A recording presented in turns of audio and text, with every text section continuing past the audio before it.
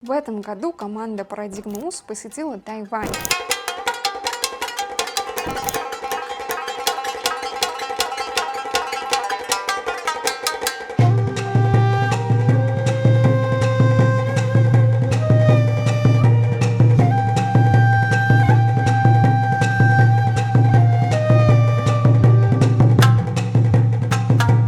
Тайвань расположен в западной части Тихого океана между Японией и Филиппинами. Это место с очень интересной историей и культурой, с множеством влияний коренных народов, китайской культуры, японской колониальной истории и западных веяний. Население Тайваня на сегодня около 23 миллионов человек. Площадь Тайваня примерно 36-37 тысяч квадратных километров. Несмотря на то, что остров сам небольшой, плотность людей здесь высокая, особенно в крупных городах и пригородах. Столицей является Тайбэй. Там проживает около 2,5 миллиона человек. Метро, пригородные железные дороги, автобусы, такси – все работает очень слаженно. Станции чистые, современные, часто с кондиционированием, понятной навигацией и указателями на двух языках – это китайском и английском. Скутеры и мопеды – здесь очень популярный вид транспорта. Они буквально повсюду, особенно в плотных районах. Это дает мобильность, но иногда создает ощущение хаотичности движения, особенно в часы пик. Тем не менее, правила дорожного движения строго соблюдаются. Дорожные знаки, светофоры, знаки пешеходов имеются. Инфраструктура для людей с инвалидностью здесь очень развита. Во многих общественных местах есть пандусы, лифты, специальные адаптированные места в туалетах. В крупных торговых центрах, аэропортах, официальных зданиях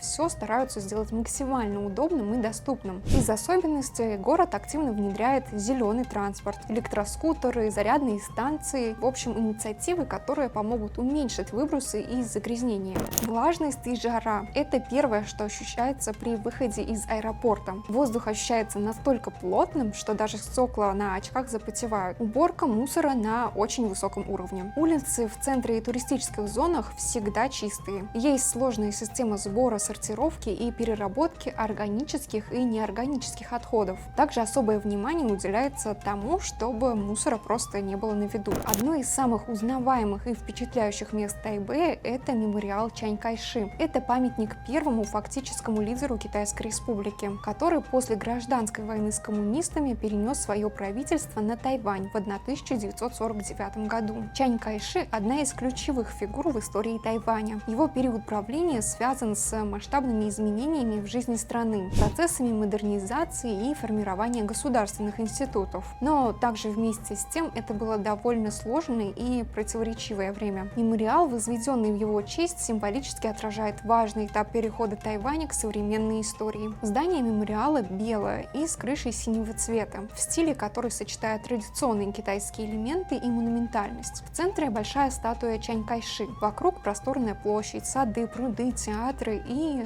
концертный зал с двух сторон. Это Национальный театр и Национальный концертный зал. Также каждый час происходит смена караула. Это красиво и туристически интересно. Мемориал был открыт в 1980 году, через несколько лет после смерти самого Чань Кайши. Здесь люди собираются, гуляют, фотографируются, участвуют в культурных мероприятиях, смотрят на архитектуру и город. Сама атмосфера очень внушительная. Экономика Тайваня одна из самых сильных и стабильных в Азии. Особенно выделяется высокотехнологичный сектор. Производство полупроводников, микроэлектроники, оборудование – это то, за что Тайвань знают во всем мире. Там производятся чипы, высокоточное оборудование, компоненты, без которых не обойдется ни один гаджет, компьютеры, автомобили. Это позволяет стране быть на переднем плане технологического развития и мировой торговли. Цены на продукты и еду довольно контрастные. В супермаркетах, особенно если товар импортный, цены могут быть выше. Но уличная еда на рынках, она очень разнообразна, интересна и зачастую более доступна. Вы можете попробовать свежие фрукты, морепродукты, разнообразие азиатской кухни, чайных лавок, десертов, и все это по довольно умеренным ценам, особенно если знаете, где искать. Ночные рынки – это культ. Они здесь живые, шумные, яркие, с множеством запахов, цветов, людей, лавочек, еды.